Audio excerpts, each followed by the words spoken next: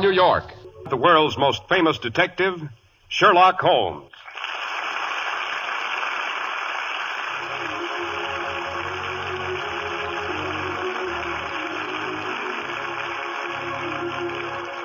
Sherlock Holmes is portrayed by John Stanley, Dr. Watson by Alfred Shirley.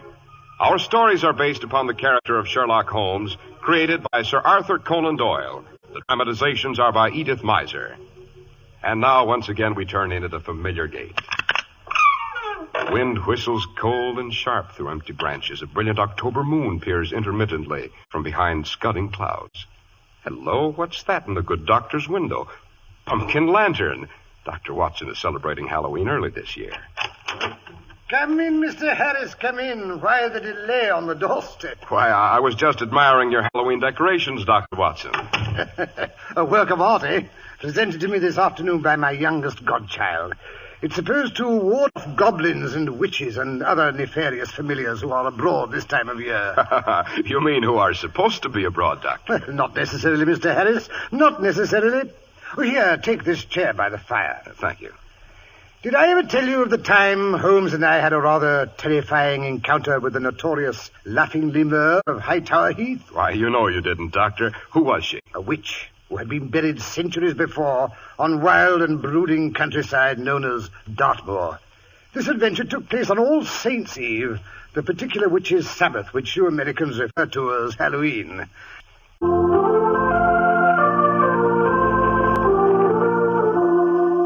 And now, Dr. Watson, to return to the witch on the moors. Oh, right. It was one morning several years after my marriage, a brilliant fall day. The last day of October, to be exact. Mary and I had just finished our matutinal Finn and Harry when a violent jangle at the front door bell heralded a telegram from my erstwhile partner in crime, Mr. Sherlock Holmes. As nearly as I can remember, it ran, if convenient, meet me Paddington Station, 10:15. If inconvenient, come anyway. Bring service revolver. Don't suppose you have any silver bullets. Silver bullets? What was the meaning of that inquiry, Doctor? As a matter of fact, that was my first question after Holmes had settled himself in the corner of our railway carriage.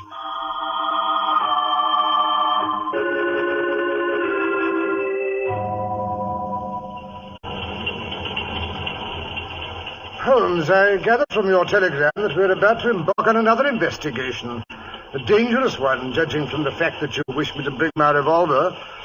But why the facetious inquiry as to the silver bullets? Because it's a common superstition among the natives, the Moors of Devonshire, that the evil spirits who are bound there can only be killed by a silver bullet. Who's interested in native superstitions? We are, Watson. We've been urgently summoned by Sir Lionel Fennick of Fennick Hall, because a long-dead ancestress of his is supposed to be on the prowl.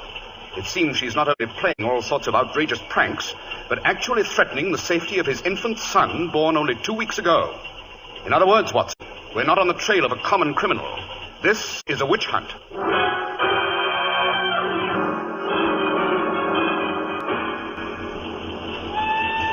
Pressing, Watson, the first glimpse of the moor? Yes. We shall be there shortly. Notice that ancient Roman tower. She's buried at the crossroads at the foot of that hill. It's from that building that she derives her name. Who derives what name? The Laughing Lemur of Hightower Hill. A lemur is the Roman word for ghost or spirit of the dead. But she was a witch besides. That's why she was buried at the crossroads.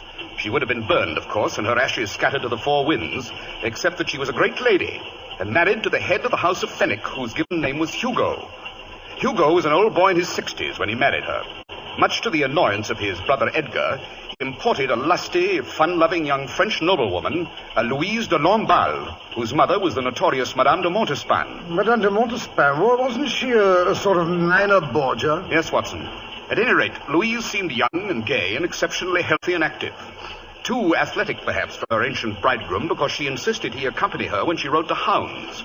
Well, in due course of time, he was found, his neck broken, on the far side of a particularly high wall, which his wife, shrieking with laughter, had jumped a few moments before.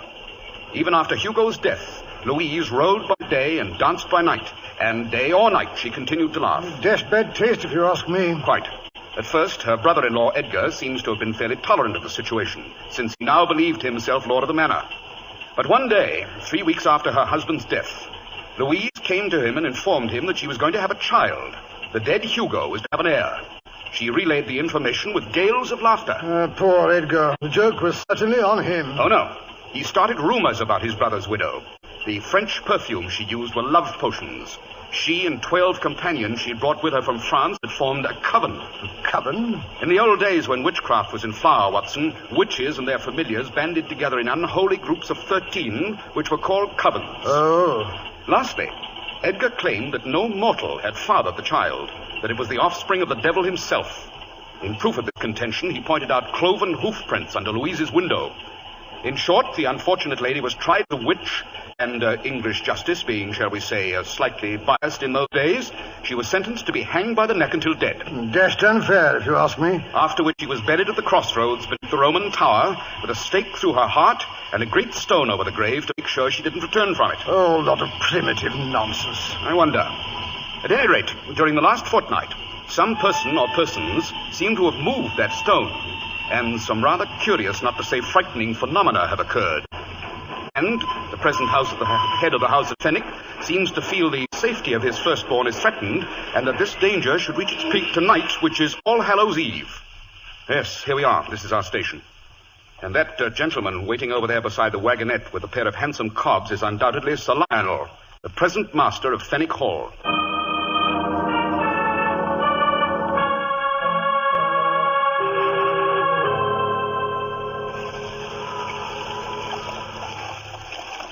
Keep the rug tucked over your knees, gentlemen. It's a longish drive to the hall, and the wind across the moors has turned uncommon cold. Thank you, Sir Lionel. I'll admit, Mr. Holmes, I was greatly relieved when I received your telegram saying I could expect you. Oh? Have there been any further disturbances since you posted your letter to me? There have, Mr. Holmes. The church bell has tolled at odd hours, last night and the night before.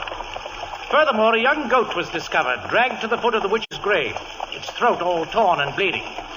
Of course, it could have been killed by a wolf or some ferocious dog, but... Unpleasant occurrences, Sir Lionel, but as you say, not necessarily supernatural. That's what I keep telling my wife and that stupid old nurse of hers. But I must say, when Old Willie was found to be missing this morning, I really began to worry.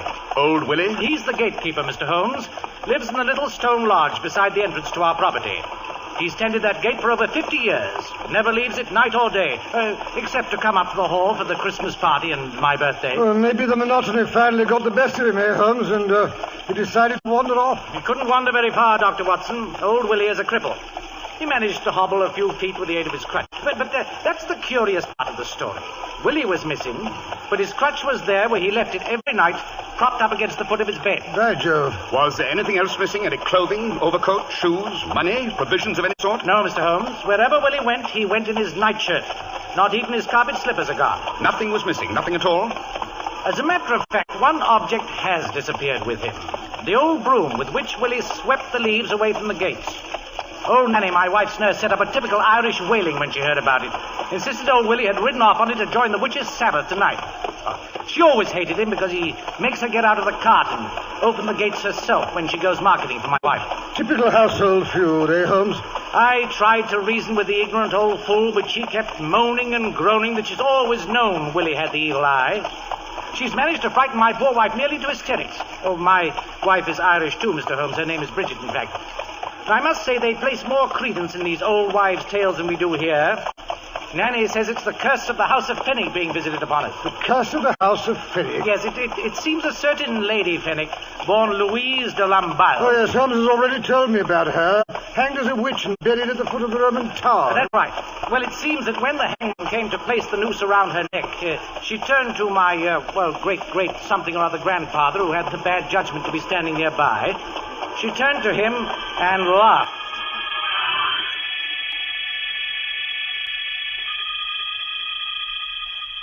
But my dear brother Edgar, a silken rope. Que c'est charmant.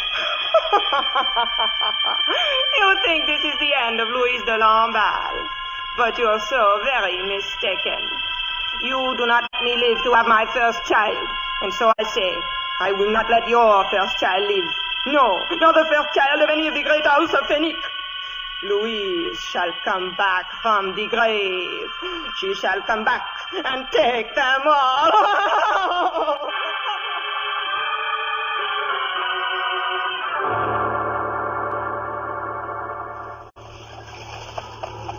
Has she managed to live up to her threats, Sir Lionel? Certainly not all of the oldest children of our house have met an untimely death, but a rather high percentage have been stillborn.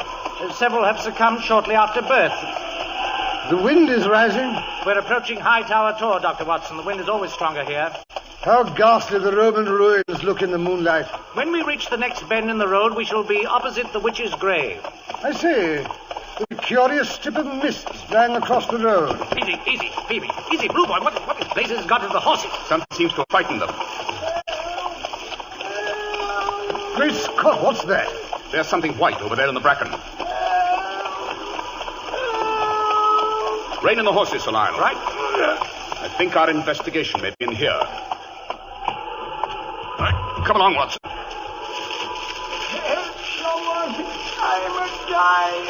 I see that white thing. It's moving. It's crawling along the ground. Yes, man. He's badly hurt. What's he doing all in white? It's a nightshirt, Watson. By Jove, it's old Willie, but his face is all black, so are his hands. Willie, what's that stuff you've got in your skin? It's the salve, the flying salve she give me so I could fly here to Hightower Heath. We flew here, me and me broomstick. We flew all the way. Good Lord, he's out of his head. He's delirious. Yes, he's in a bad way. Take his pulse, Watson. Here you are, Willie. Take a swig out of my flask. Thank you, sir. I'm frozen cold. It's been cold ever since I put on the salve. She said it's 'cause we was flying so high. Who was she? What was her name? The witch, of course. What did she look like? That I couldn't rightly say. She was wearing a veil over her face and standing in the moonlight at the foot of me bed. I'd been asleep when she called to me.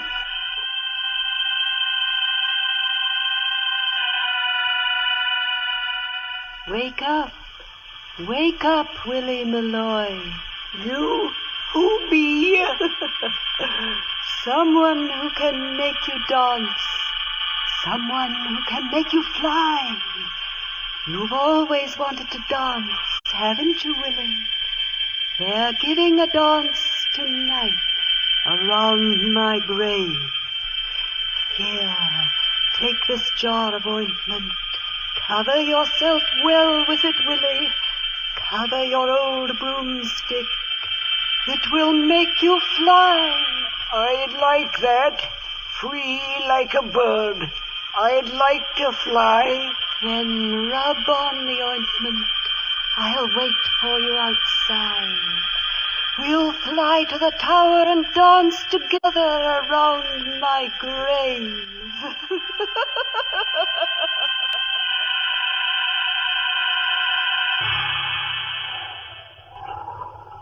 I did like she told me, sir.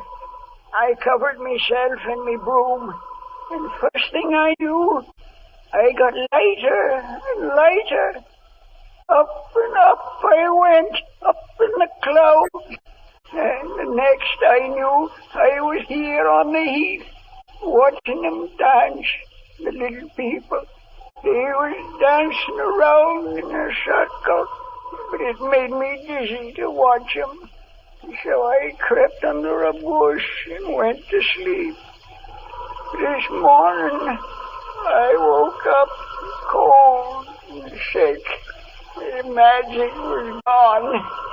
I couldn't fly, and I couldn't walk. Poor old boy. Hello. His pulse. It stopped. Holmes, give the brandy. Willie, don't give up now. I'm afraid he has, Watson. Yes, he's dead all right. Dead of narcotic poisoning and one of the most despicable tricks I've ever encountered. Mr. Holmes, what do you mean? I shall be able to answer that question more accurately, Sir Lionel, after I've had a chance to analyze the ointment that's smeared on this broomstick lying beside the body. What? Bring it along, Watson. Be careful don't smear it on your clothes. The moon's rising above the hill.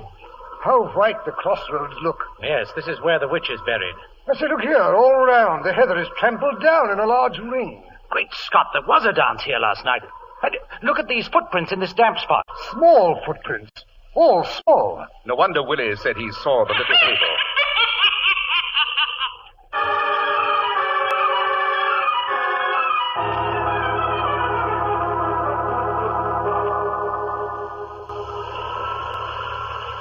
Here we are, gentlemen. This is Fennick Hall. Is that you, Lionel? Rachel, my dear, I've brought Mr. Holmes and Dr. Watson. Thank heaven for that. It's time we had someone with intelligence to bring order into this hysterical household. Gentlemen, this is Rachel Conway, my cousin. How do you do? She used to keep house for me before my marriage, and she very kindly consented to return while my wife, Bridget, was having her baby. And a good thing I came back. Bridget hasn't stepped a foot out of her bed since the child was born. She won't even try. Maybe she might, if you'd go away where you belong. That will do, Nanny. What's that horrible stench? They've both moved into the nursery with the baby, Nanny and Bridget. She's had her bed brought downstairs, Lionel. They've been burning powders and drawing magic circles round the crib all afternoon. It's a wonder the baby isn't suffocated. Sure, and something's got to be done to protect the poor little one's soul from the ghouls and ghosties. His father won't give him a proper Christian christening. No, he must wait till the bishop gets back from Scotland. So it's up to his old nanny to protect him from the witches. You seem to be an expert on witchcraft, May. Sure, I am that. Any part of Ireland's alive with them. No doubt. But at the moment, I'm more interested in finding out what this stuff is on the handle of this broomstick and discovering which one of the women in this household has been visiting the witch's grave. How can you tell that, Mr. Holmes? Tomorrow morning, Dr. Watson and I will search the room of every woman in this house. Whatever for, Mr. Holmes? It was a woman who lured Willie to the crossroads last night. No one can wander over the heath without collecting evidence of it on his or her clothing, mud on the shoes, bracken on the coat or cloak.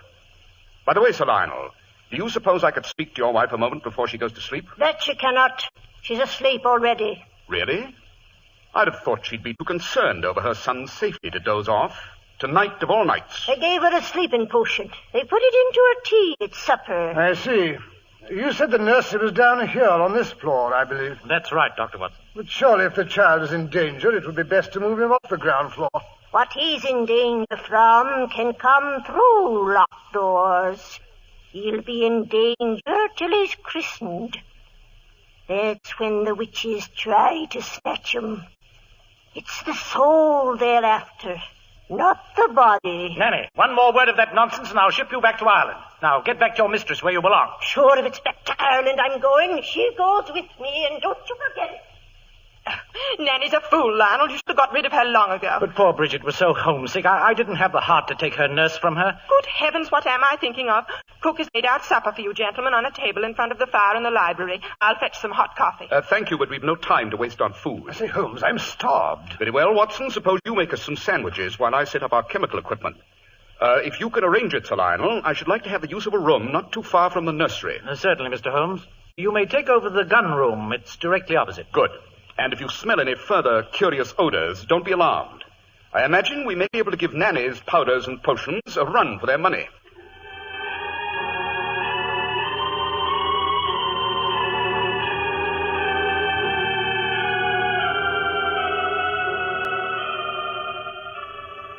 Now, Watson, let's see what we've discovered in this confounded salve. Hog's fat, water, hemlock, aconite, blood. Probably from a rat or bat. I can't determine that without a more powerful microscope. Cinquefoil, deadly nightshade, and soot. Fine collection of poisonous ingredients, eh, Holmes? The interesting thing, Watson, is that they're all well-known ancient poisons. The aconite and deadly nightshade, or belladonna, being particularly potent. Why, belladonna's a violent deliriant. No wonder poor old Willie thought he was flying. Yes, Watson, the salve that was used to anoint Willie and his broomstick was undoubtedly a medieval witch's formula for flying ointment. You don't really believe in things like that, Holmes? No, Watson, I don't think Willie actually flew from here to the Roman Tower. But he was undoubtedly under the impression that he'd done so. He was probably transported in a cart or carriage. But why should anyone want to poison Willie, take him across the moors and leave him to die? I don't think the intent was to harm him as much as it was to frighten him. Unfortunately, whoever took him to the witch's grave was frightened off when they found they weren't alone. When they found they weren't alone? Exactly. The little people were more than they'd bargained for. Oh, Holmes, really, there are times when you... Watson, someone opened the door upstairs. Turn out the lamp. That's right.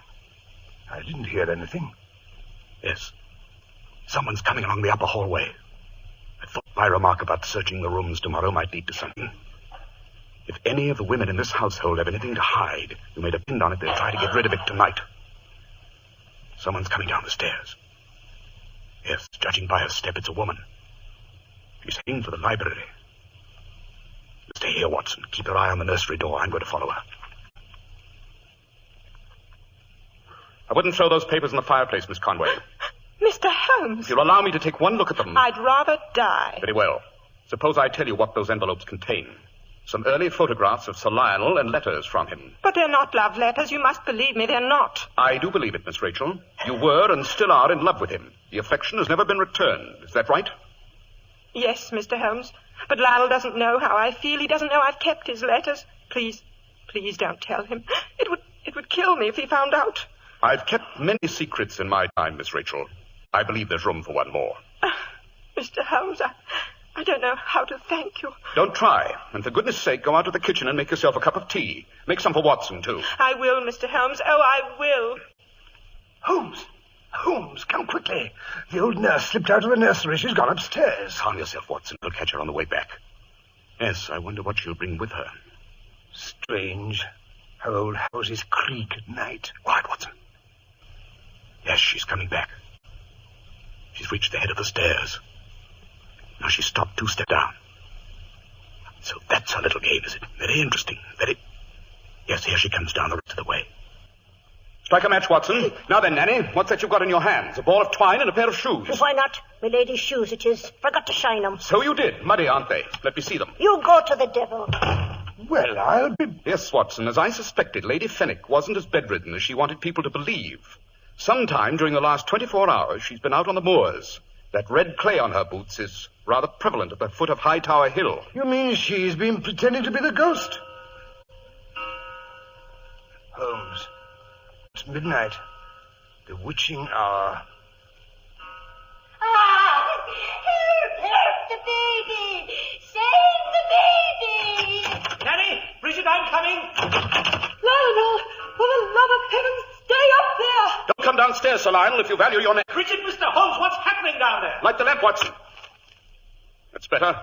Now, Sir Lionel, if you'll investigate the second step from the top. Huh? Good Lord. A piece of twine stretched across the stairs. Yes, a trip rope. You were supposed to fall downstairs and break your neck. Oh, no, Lionel. She didn't mean any harm. Nanny only wanted to frighten you so you'd let the priest christen the baby. I mean, that's the reason she gave you, Lady Fennick. Bridget, what in heaven's name has been going on here? Oh, darling, I was so frightened when Nanny told me about the curse and the witch's stone being moved. I didn't want anything to happen to the baby. I didn't know Willie would die. I only thought she wanted to get even with him. I didn't mean any harm. I didn't mean any harm.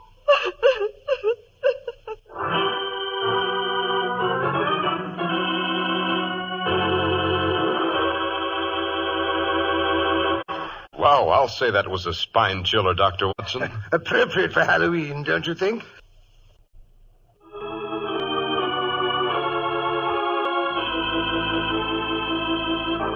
Now, Dr. Watson, I was about to ask you, why did old Nanny want to stir up so much trouble? Oh, she hated the Moors, Mr. Harris. She hated Willie and she hated Sir Lionel. She was a thoroughly warped personality. Holmes suspected her immediately, of course, when he smelled the hocus-pocus powder she'd been burning in the nursery. He knew she must have made the flying ointment that was responsible for Willie's death. Well, now, Doctor, what about the gravestone? Ringing church bells and the little people? Who is it plays Halloween pranks, Mr. Harris? You mean children? Right. Holmes realized that when he saw the size of the footprints on Hightower Heath. Well, I'm blessed. I hope so, I'm sure.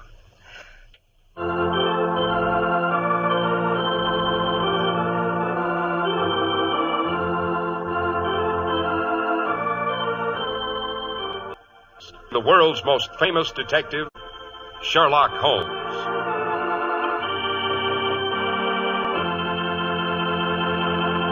Sherlock Holmes is produced and directed by Basil Lochran, with special music by Albert Berman.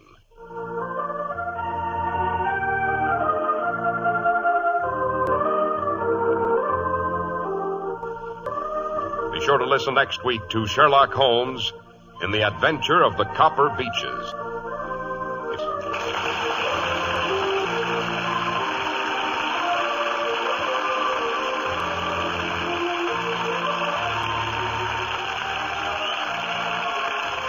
This is Cy Harris speaking. This is the Mutual Broadcasting System.